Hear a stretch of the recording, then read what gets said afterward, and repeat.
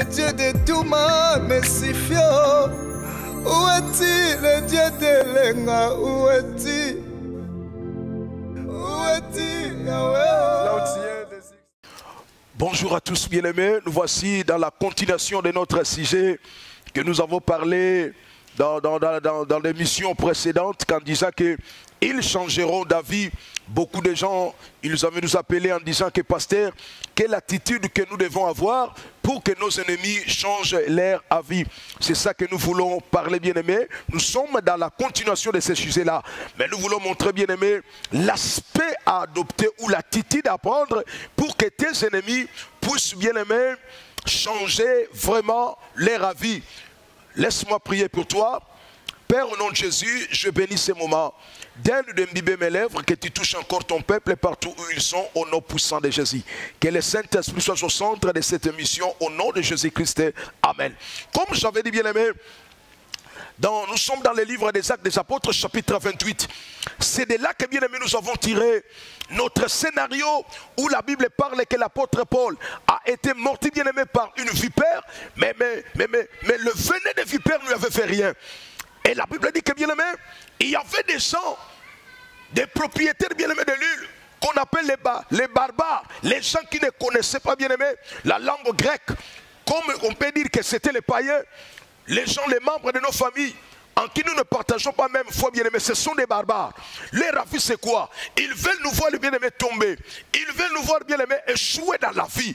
Mais écoute-moi, bien-aimé, la Bible dit que lorsqu'ils avaient remarqué, ils avaient constaté que l'animal a été suspendu dans la main de Paul. La Bible dit, ils ont commencé à parler, ils ont commencé à déclarer de n'importe quoi. La vie de Paul ne résidait pas, bien-aimé, dans leurs opinions. Ce que l'humanité est en train de déclarer, bien-aimé, ce n'est pas nécessaire, ce que Dieu a prévu pour toi. N'aie pas peur. La première des choses, ou bien-aimé, l'attitude adoptée pour que tes ennemis changent, bien-aimé, de la vie. La première des choses, c'est quoi? La Bible dit que l'animal était suspendu dans la main de Paul. Mais Paul était serein. Paul était calme. Je suis venu dire à quelqu'un, la Bible dit que nous devons attendre le secours de l'Éternel dans le silence ou dans le calme, bien-aimé. Quelles que soient les choses qui t'arrivent dans la vie, il faut avoir ce qu'on appelle le maîtrise de soi. Il faut savoir maîtriser, bien-aimé, tes émotions. Il faut savoir maîtriser ton entourage. Paul n'était pas paniqué. Paul n'avait pas répliqué, bien-aimé, par des paroles injurieuses. Mais Paul était là calme. Quelqu'un qui était plein de confiance. C'est très important. Parce qu'il est difficile, bien-aimé, de combattre l'ennemi, de combattre le diable en utilisant les armes de celui-ci. Non. On ne peut pas combattre l'ennemi, bien-aimé, avec ses propres armes. Il est mieux de rester calme. Il est mieux de rester silence. Souvenez-vous, bien-aimé, lorsqu'on avait introduit Shadrach, Meshach, Abednego dans le feu, dans leur tranquillité, bien-aimé, ils ont vu la quatrième personne se manifester. Je suis venu dire à quelqu'un, ne te laisse pas emporter aux injures de tes ennemis. Ne te laisse pas emporter aux opinions, bien-aimé, de tes compatriotes. Mais sois confiant, sois serein. Parce que l'expression d'être calme veut dire tout simplement, je sais en qui j'écris. Parce que Paul savait que c'est Dieu qui lui avait parlé. Paul savait qu'il avait une mission, bien-aimée, d'aller à Rome. Il ne pouvait pas paniquer, même dans un combat. Celui qui parle beaucoup, c'est celui-là, bien-aimé, qui est en train d'abord de perdre de l'énergie avant le combat. Essayez, bien-aimé, de cultiver cette culture d'être tranquille. Quels que soient les problèmes qui t'arrivent, quelles que soient les situations, bien-aimées, peuvent devenir noires. Tu devais être toujours calme parce qu'il y a un Dieu qui est avec toi, qui a venu, je ne te délaisserai jamais. L'apôtre Paul était là. Ça, c'est, bien-aimé, la première attitude. Paul était calme, serein. Il savait que son Dieu agira. Je déclare que Dieu agit, bien-aimé, dans ta vie au nom de Jésus. Peu importe que les combats que tu es en train de rencontrer, que tu vives la main de Dieu au nom de Jésus. La deuxième des choses, non seulement Paul ne répondait pas, non seulement Paul était calme, mais Paul était un homme plein de foi. La foi nous aide, bien-aimé, à surmonter les épreuves que les faibles ne peuvent pas surmonter. Ça, c'est fort. Ça, c'est fort. Paul savait que je ne viens pas terminer ma vie, bien-aimée, ici, auprès des barbares. dans l'île. Non, Paul savait que sa vie continuait, sa mission continuait. Il était un homme plein de foi, bien-aimé. La foi est toujours très importante dans la vie des chrétiens. Tu devais croire en Dieu. Quelle que soit la pandémie est en train de ravager, quelles que soient les choses sont devenues noires, quel que soit, tu n'as pas de soutien humain. Je suis venu te dire, un homme de foi compte plus à Dieu. Paul voyait Dieu. Quels que soient les barbares, ils étaient là. Ils parlaient, ils criaient, ils voulaient bien aimer, les dénuguer, les parler n'importe quoi. Mais Paul était là, plein de foi. Ça c'était bien aimé. La deuxième bien aimé aspect, je peux dire. Deuxième bien aimé attitude, tu devais avoir la foi. Et troisième bien aimé attitude que Paul avait, c'était quoi? Paul n'avait pas répliqué. Évitez bien aimé de répliquer. Il faut savoir maîtriser les choses dans ta vie. Il faut savoir se taire bien aimé. Quand les choses ne marchent pas, évitez d'aller partout. Évitez d'aller demander les secours partout. Mais tu devais être confiant avec ton Dieu. Tu devais croire à ce que Dieu t'avait dit. Paul n'avait pas répliqué. Paul n'avait pas discuté. Ce qui tue l'église d'aujourd'hui. Parce qu'il y a des chrétiens qui sont en train de discuter avec les gens. Il y a des chrétiens qui sont en train bien aimé d'entrer en conflit avec leurs ennemis. Si tu entres en conflit avec ton ennemi bien-aimé, tu lui donnes le temps de triompher. Dieu t'a appelé pour que tu sois bien-aimé, la tête et non la queue. L'apôtre Paul n'avait pas répliqué, il n'avait pas injurié, il était là calme. Et à la fin, la Bible déclare que bien-aimé, l'apôtre Paul, il a gardé silence. Mon Dieu, ça c'est fort. Écoute-moi bien-aimé, ceux qui savent garder silence sont les gens que l'humanité appelle les hommes forts. Un homme fort ne parle pas beaucoup. Un homme fort ne se laisse pas emporter par les opinions de qui que ce soit. Mais un homme fort, c'est celui-là qui sait garder silence. Car Dieu avait dit, gardez silence. Et moi, je combattrai pour vous. Comme tu ne veux pas dire Amen, bien-aimé, je vois le scénario des traverses, bien-aimé, de la mer Rouge. Il a fallu que Moïse, qu'il puisse dire au peuple, gardez silence. Et l'Éternel combattra pour vous. C'était la condition, bien-aimé, pour traverser la mer Rouge. Il faut que le peuple devait rester tranquille, calme. Parce que tu es en train de pleurnicher.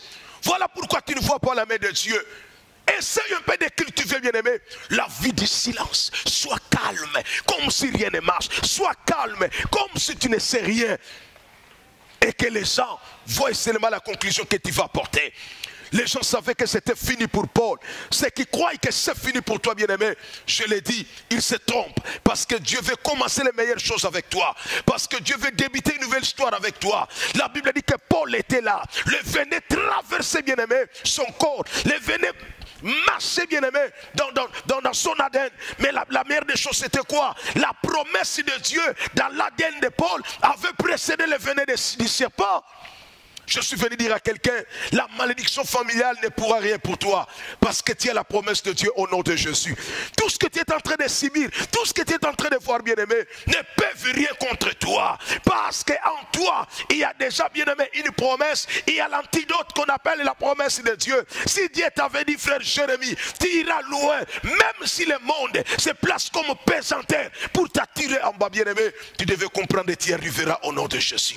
Paul avait quitté l'île. Paul avait pris, bien aimé, la barque pour continuer leur navigation jusqu'à ce qu'ils arrivent, bien aimé, à Rome. Je suis venu dire à quelqu'un, tu verras Rome au nom de Jésus. Je suis venu dire à quelqu'un, tu verras l'accomplissement de tes promesses, quelle que soit, bien aimé, la présence de la vipère. Écoute-moi, bien aimé, la Bible dit quand Paul a senti que la vipère était suspendue dans sa main, il a pris, bien aimé, la vipère et le secoua dans le feu. Ça c'est profond. Ce qui est révélé par la prière doit finir aussi par la prière. Si c'était bien aimé par la prière que Dieu t'avait révélé, la situation que tu es en train d'en dire, ne cherche pas les voies humaines, bien aimé, pour arriver à la solution. Tu devais entrer dans la profondeur de la prière. La Bible dit que la vipère était sortie dans les broussailles par la chaleur du feu. Cela veut dire que c'est le feu qui a fait que la vipère puisse sortir. Voilà pourquoi Paul l'a secoué dans le feu. je suis venu dire à quelqu'un, toutes les vipères qui se placeront sur ton chemin, ils seront secoués dans le feu au nom de Jésus. Je croyais que quelqu'un allait dire amen. Et je dis que ton amen m'embête, je veux un amen fort. Je suis venu dire à quelqu'un, tout celui qui se placera comme ton ennemi, il sera surpris, il devient ton marchepied au nom de Jésus. Ça c'est la parole de Dieu. Pourquoi tu veux te lamenter? Pourquoi tu veux chercher bien aimé les secours partout ailleurs? Pendant que Dieu te dit sois calme, je suis avec toi. La Bible dit que Paul a secoué l'animal dans le feu. Ce qui est révélé par la prière finira par trouver la solution par la prière. Nous étions quelque part, on a qualifié notre maman sorcière. Voilà pourquoi nous sommes venus pour la chasser. Ne la chassez pas, parce que c'est la prière qui a révélé cela. Continuez à prier. Est-ce que je parle à quelqu'un qui est en train de me suivre? Je parle, bien-aimé, de huile sans zéro d'avis. Je viens de te montrer, bien-aimé, les attitudes que Paul avait adoptées pour que ces gens-là puissent changer, bien-aimé, leurs avis. L'air de venir, bien-aimé, que tu ne puisses pas répondre à tes ennemis. L'air de venir, bien-aimé, que les gens comprennent que toi, tu as un vrai Dieu. Parce que celui qui a un Dieu, bien-aimé, il reste toujours tranquille, il reste toujours calme. Souvenez-vous, bien-aimé, de Jonas, quoi qu'il fouillait Dieu, quoi qu'il avait, bien-aimé, voulu démissionner à la mission que Dieu lui avait donnée. Mais la Bible dit, lorsque les marins, lorsque les capitaines, les pilotes, bien-aimés, s'agitaient dans la barque, Jonas était la calme. Jonas était la calme jusqu'à ce qu'il lui dira, vous pouvez me jeter dans l'eau. Oh bien-aimé, quand les gens pensaient que c'est fini pour Jonas, or c'est là que Jonas va expérimenter, bien-aimé, la meilleure expérience qu'aucun prophète n'avait déjà expérimenté. Mon Dieu, je suis venu prophétiser dans la vie d'une personne que tu vas expérimenter une expérience qu'aucun homme n'a jamais expérimentée dans ta famille au nom de Jésus. Ton amen m'embête, je veux que tu dises un amen très fort. Je suis venu déclarer que tu vas expérimenter, bien-aimé, l'expérience qu'aucun homme n'a jamais expérimentée dans votre famille. Excusez-moi, bien-aimé, pour la tautologie, mais je te parle des révélations de Dieu. Ça c'est fort. Jonas était la calme parce qu'il restait, bien-aimé, dans la barque. Il ne pouvait pas expérimenter, bien-aimé, le sèvre du poisson. Oh, je suis venu dire à quelqu'un, bien-aimé, tu devais être calme. Sois calme. Quel que soit le nombre de tes ennemis, quel que soit le temps que tu es en train, bien-aimé, de traverser, il y a toujours un Dieu qui est capable de relever ta tête. Il y a toujours un Dieu qui est capable de bloquer, bien-aimé, l'action de tes ennemis. La Bible dit que Paul ne bougeait pas. Paul n'avait rien parlé parce qu'il savait que le venin de cette vipère ne pouvait rien à la promesse qu'il avait reçue de Dieu. Laisse que, bien-aimé, le Dieu en qui j'ai sacrifié ma jeunesse, qu'il puisse te toucher. Je déclare tout ce qui t'arrange comme un problème, que tu puisses rencontrer le Dieu en qui j'ai sacrifié ma jeunesse, le Dieu qui agit, qu'il puisse agir dans ta vie. Soyez bénis au nom de Jésus-Christ. Le Dieu de Douma, Messifio, où est-il? Le Dieu de Lenga, où est-il?